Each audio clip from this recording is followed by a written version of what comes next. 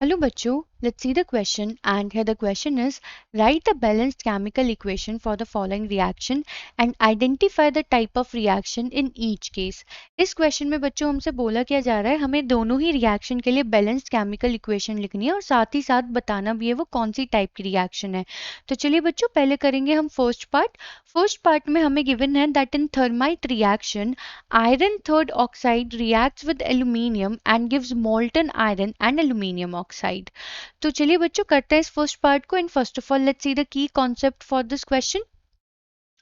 तो बेसिकली बच्चों जो ये थर्माइट रिएक्शन होती है ये हम यूज करते हैं for the extraction of iron को एक्सट्रैक्ट करने के लिए एंड ये हाईली एक्सोथर्मिक होती है नेचर में, हाईली एक्सोथर्मिक इन नेचर। अब अगर हम इसे यहाँ पे रिप्रेजेंट करें बच्चों इस इक्वेशन को, ये हमारा हम यहाँ पे फर्स्ट पार्ट कर रहे हैं, तो on the basis of the statement अगर हम रिप्रेजेंट करें in thermite reaction iron third oxide का मतलब है ferric oxide Fe2O3 that is to be in solid form. ये क्या है बच्चों हमारी फेरिक ऑक्साइड यानी कि आयरन थर्ड ऑक्साइड। जब हम इसे ट्रीट करते हैं with aluminium in solid form again, तो होता क्या है बच्चों, यहाँ पे ये जो हमारा एल्यूमिनियम है ये डिस्प्लेस कर देता है आयरन को। क्यों? क्योंकि बच्चों जो हमारा एल्यूमिनियम है वो ज़्यादा रिएक्टिव है आयरन से और ये फॉर्म क्या कर देता है, एल्यूमिनियम ऑक्साइड फॉर्म हो जाता है यहाँ से बच्चों। एंड ये किस में होता है हमारा सॉलिड फॉर्म में, प्लस यहाँ पे वो फॉर्म हो जाता है हमारा iron into the molten form यानी कि लिक्विड फॉर्म। वो क्यों? क्योंकि बच्चों ये रिएक्शन हाईली एक्सोथर्मिक होती है नेचर में, जिसकी वजह से जो हमारा मेटल फॉर्म होता है आयरन का वो मोल्टन फॉर्म में यहाँ पे प्रोड्यूस होता है अलॉन्ग विथ हीट। तो अगर हम देखें हम यहाँ पे इसे बैलेंस्ड केमिकल इक्वेशन की उसमें भी फॉर्म में लिखेंगे। ये Fe2O3 है, यहाँ पे हमारे दो Fe एटम्स आएंगे बच्चों, Al2 यहाँ पे दो एल्यूमिनियम के एटम। तो अगर हम देखें अब ये हमारी कंप्लीटली बैलेंस्ड इक्वेशन है।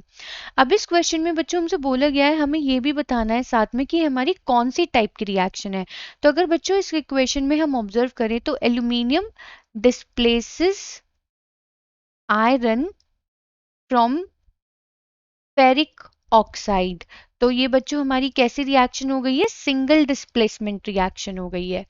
तो बच्चों हमने फर्स्ट पार्ट तो यहाँ पे कंप्लीट कर लिया। हमें क्वेश्चन में यही बोला है कि बैलेंस्ड इक्वेशन लिखनी है और बताना है कौन से टाइप की रिएक्शन है।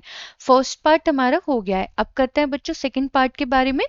तो सेकंड पार्ट में गिवन है that magnesium ribbon is burned in an atmosphere of nitrogen gas. ये बहुत इंपॉर्टेंट है कि नाइट्रोजन गैस के जब प्रेजेंस में मैग्नीशियम रिबन को बर्न करता है तो ये फॉर्म करता है सॉलिड मैग्नीशियम नाइट्राइड। तो चलिए बच्चों इसकी बैलेंस्ड केमिकल इक्वेशन हम यहाँ पे लिखेंगे। तो हम अब कर रहे हैं अपना सेकंड पार्ट। इसमें हुआ क्या है बच्चों, हमने मैग्नीशियम रिबन लिया है that is to be in the solid form. हमने इसे ट्रीट करा नाइट्रोजन गैस की प्रेजेंस में। हमने इसे क्या करा है बच्चों, यहाँ पे बर्न किया है। और जब हमने इसे बर्न किया तो ये क्या फॉर्म कर रहा है, मैग्नीशियम नाइट्राइड फॉर्म कर रहा है, जिसका फॉर्मूला होता है बच्चों Mg3N2। ऑलरेडी गिवन है सॉलिड फॉर्म में है। ये हो गया हमारा मैग्नीशियम, ये है नाइट्रोजन गैस एंड इसने बच्चों यहाँ पे फॉर्म क्या किया है, मैग्नीशियम नाइट्राइड, मैग्नीशियम नाइट्राइड। अब हमें इस इक्वेशन को बैलेंस भी करना है। तो यहाँ पे मैग्नीशियम के 3 एटम्स हैं, ये नाइट्रोजन के यहाँ पे 2 एटम है। तो अगर बच्चों हम देखें यहाँ पे जो हमारे मैग्नीशियम एंड मैग्नीशियम के एटम्स बैलेंस नहीं है तो हमें यहाँ पे 3 पुट करना पड़ेगा। 3 मैग्नीशियम रिएक्टिंग विद N2 और ये फॉर्म कर रहा है हमारे को Mg3N2। हमारे सारे ही एटम्स बैलेंस्ड हैं यहाँ पे, सही है। अब अगर हम यहाँ पे चेक करें बच्चों ये कौन सी टाइप की रिएक्शन है, तो हम यहाँ कह सकते हैं कि magnesium combines with nitrogen to form a single product। Single product वो भी क्या है हमारा, मैग्नीशियम नाइट्राइड Mg3N2 बच्चों।